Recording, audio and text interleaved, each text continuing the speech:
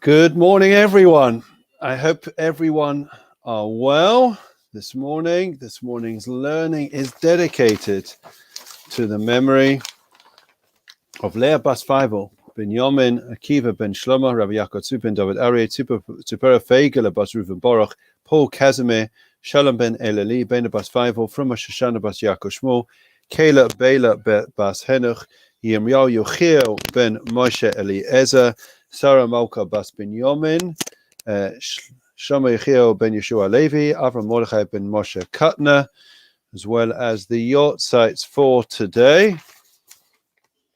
David ben Moshe Friedland, Peter Kudelka, Tzvi ben Shlomo Reed, Nachum ben Yaakov G, Yerachmiel Moshe ben Avram Alevi Gordon, Mendel Krefchik, Herschel ben Bero Rosenblit, Leah Bas Moshe Stern.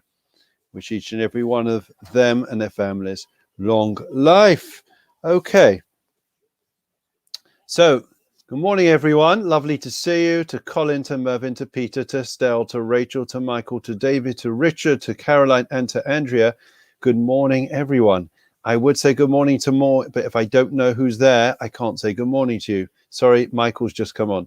Okay, so here we come to, if you're going to put, I don't know, like the greatest goals or Pavarotti's greatest hits. Sorry, I'm a bit of a fan. So I would put this Mishnah that we're about to do as one of my favorites. It's got to be up there in the top 10. So it goes like this.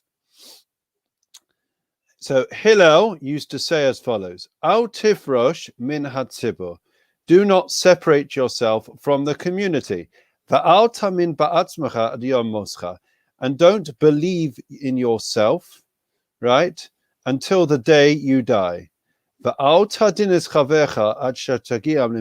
do not judge your friend until you reach his place. And do not say something that is impossible to be heard or understood. Because at the end it is going to be heard. And don't say when I'm free, then I'm going to study. Maybe you will not be free. So let's unpack this action-packed Mishnah. So Hillel said as follows. Good morning, David. I don't know what. Oh, MNG is morning. Okay. I thought it was MSG. Anyways, so the first statement, David, is as follows. Al tifrosh min hatzibur. Do not separate yourself from the community. There are so many different ways of tackling this statement. Simply speaking, it doesn't mean in a physical sense. It means in an emotional or psychological sense. How connected are we to our community? So I had somebody call me up yesterday. I'm not going to give any clues as to who it is, lest you work it out. Somebody well known in the community. And they said to me,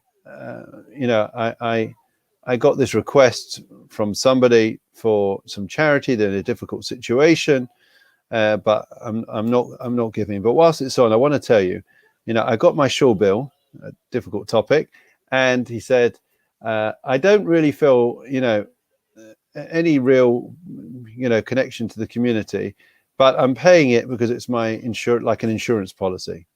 Certainly, that is not the way that we should view shul and community.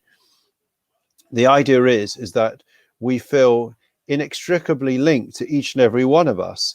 And obviously, the more that we are able to contribute and to give, as they did in the Mishkan, in the Tabernacle, in this week's Torah portion, the more a sense of belonging that we have.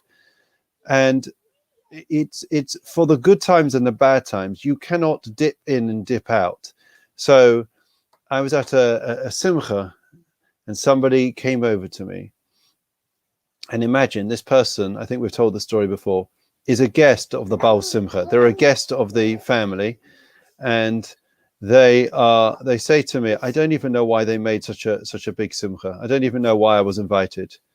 Now, I could not think of anything that would demonstrate the fact that they are not connected, that they feel remotely,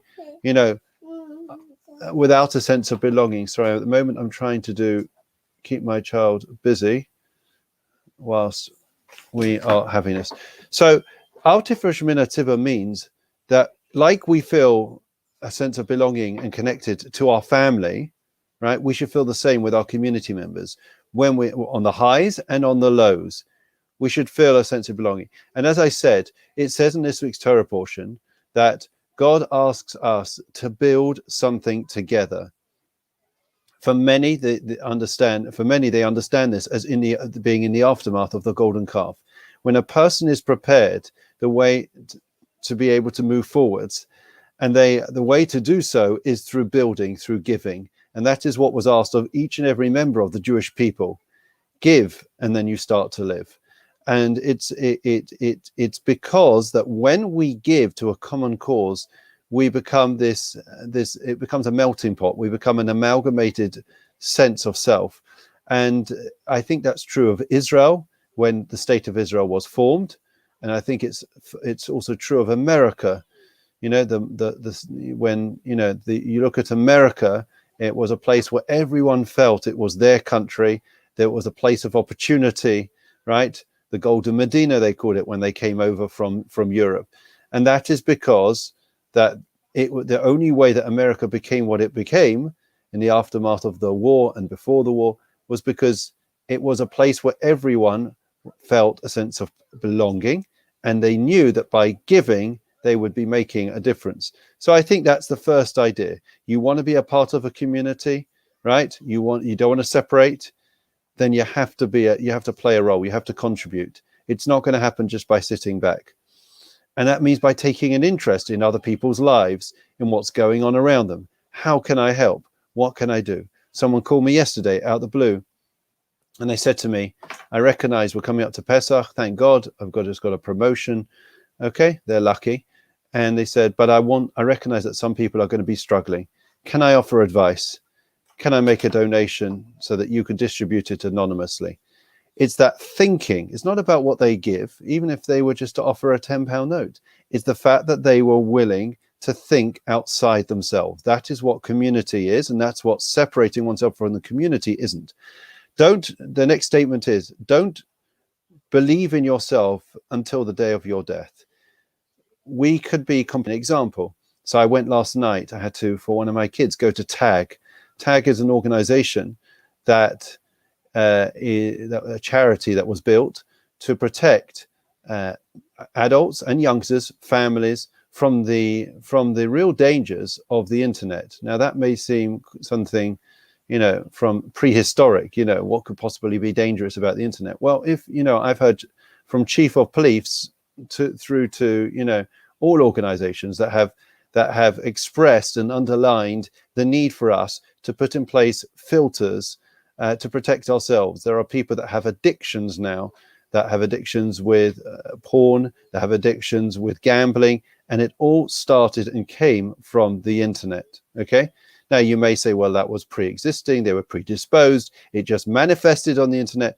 Nonetheless, it has never been easy. When you could be sitting in a safe environment in your home, you could be in a completely different place. The point is, you cannot trust yourself, right? We put safeguards around us. That's the fences that the rabbis made in their infinite wisdom, knowing human nature, that when we can be tempted.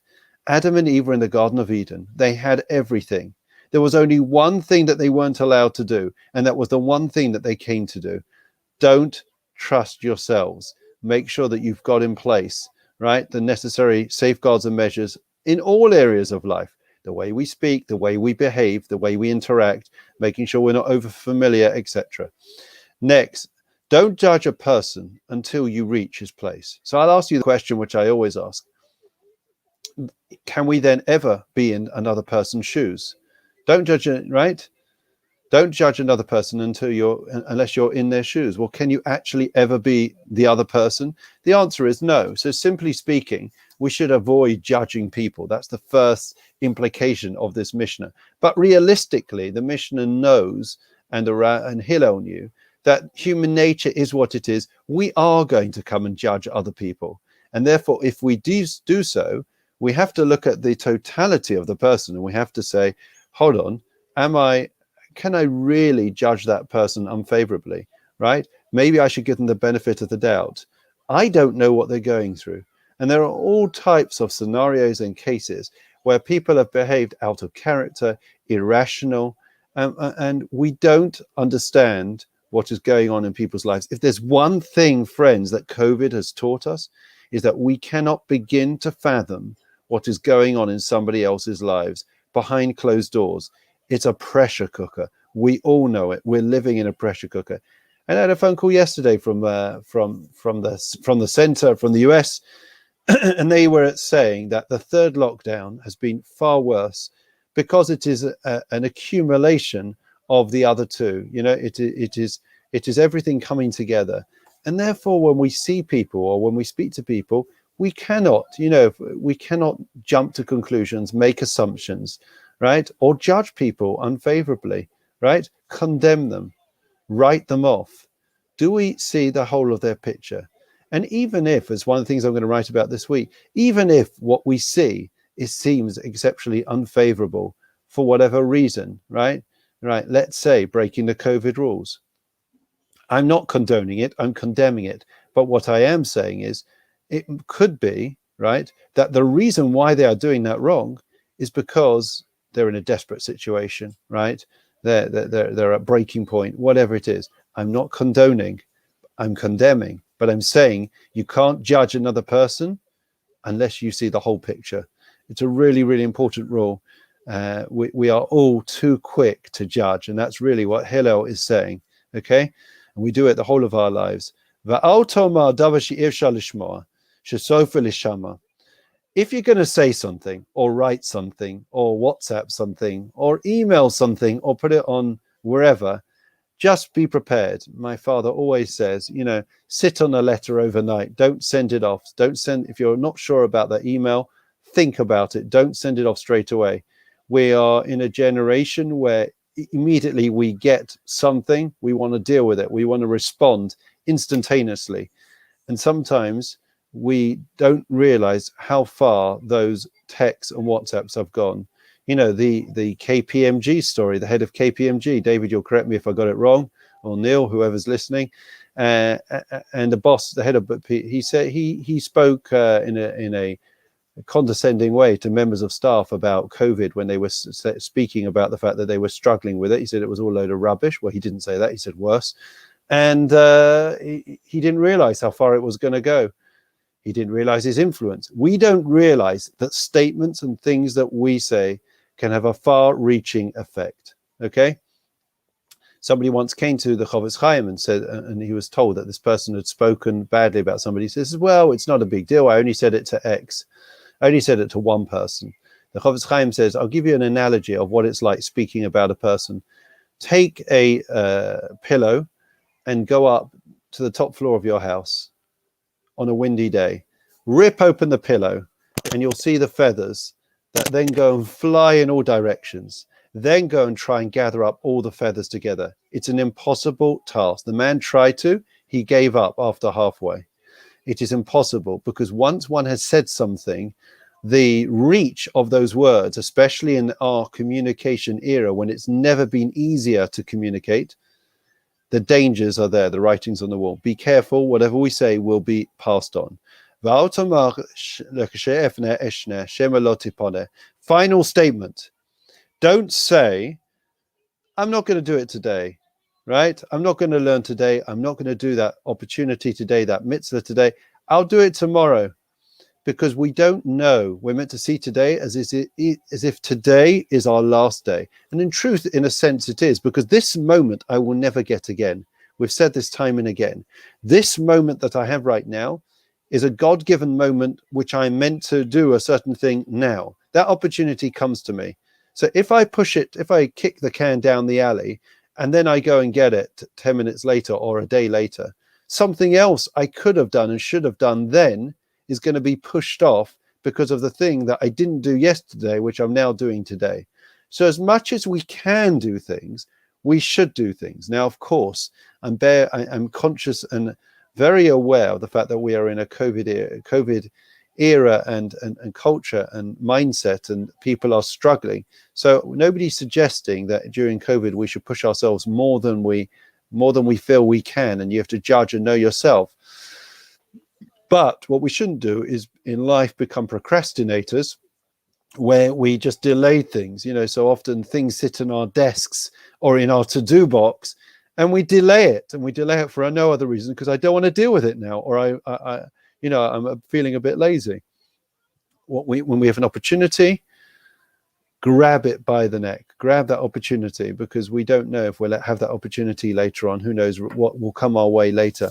Okay, we're going to stop there. There is so much more, and please God, we'll have the opportunity to finish our learning tomorrow, and just in the process of planning new programs, exciting programs for the community for the next few weeks. Very, very exciting. So Psalm 23, the Lord is my shepherd, I shall not want. He causes me to lie down in green pastures. He leads me beside still waters. He restores my soul. He leads me in the paths of righteousness for his name's sake. Even as I walk in the valley of the shadow of death, I will fear no evil, for you are with me. Your rod and your staff, they comfort me. You set a table before me in the presence of my adversaries. You anointed my head with oil, my cup overflows. May only goodness and kindness pursue me all the days of my life, and I will dwell in the house of the Lord for the length of days. Thank you, Alan. I wasn't sure with headphones whether I was actually being heard by anyone. Now I know that I have been heard. And in particular, we want to wish Anne Martin long life before we say the memorial prayer. She lost her brother.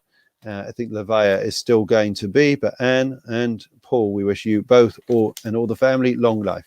Adon Alamim Zachoes Nishmos Lea Bas Vaivo Ben Yomin Akiva Ben Shlomo Rav Yaakov Ben David Aryeh Sachs Tipura Fegila Bus of Baruch Paul Casimir Shalom Ben Elili Ben Bas Vaivo from Moshe Shanabas Yaakov Shmuel Kayla Bela Bas Henach Yom Yochia Ben Moshe Eliezer Sarah Marka Bas Ben Yomin Shlomo Yechia Ben Yeshua Levi Avram Mordechai Ben Moshe Katna. And the yacht sites, David ben Moshe Friedland, Beta Kudelka, Tzvi ben Shlomo Reed, Nachum ben Yaakov G, Yerachmiel Moshe ben Avram ben Levi Gordon, Mendel Kravchik, Herschel ben Beryl Rosenblatt, Leah Bas Moshe Stern, Shalchuli Labam, Berkan Aiden, Temenuchas, Amlachim Belarachamim, Yasrim Besesa Kanavav Lamim, Viasobasach Nishmasam Adonai Nachlasam, Vianuch Bishlam, Amishkavam Benombar, Amen. Long life to all. Refuah Shlema prayer. Misha Beirach Havasenu, Avram Yisrael Yaakov, Avram Moshe Aaron David Shlomo Yivarech Pesach Cholim, Avo Shanu Mispalim Bavoram B'Zchaz HaKadosh Baruch Hu Yimalei Yerachim Alehem Melachim Alefasam Yishlach Lem Fushlim Shmayim Lachalevim B'Sov Shach Yisor Fus Nefesh V'Sokov Hashabak Zmakariv V'Nomar Amen. A reminder that tonight, I believe it's tonight, JWA is putting on a long-awaited talk about abuse,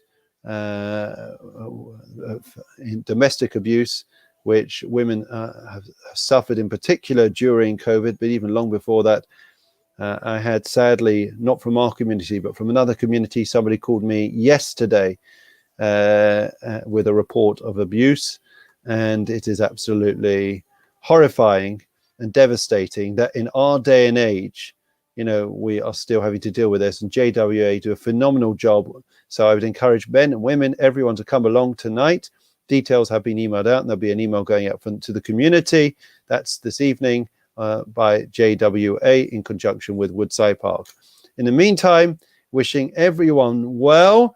Now that we feel more connected as a community after learning this Mishnah, now we feel that we're not going to push off what we could have done, what we could do today till tomorrow, and we're not going to judge people unfavorably. We're going to look at the whole picture. Please God, we are now in a position that we are able to deal with today. Have a great day, everyone. It was amazing seeing you, and look forward to seeing you tomorrow morning, and then the burst of inspiration in the evening, and then Kabbalat Shabbat on Friday. Have a great day, everyone. Look after yourself.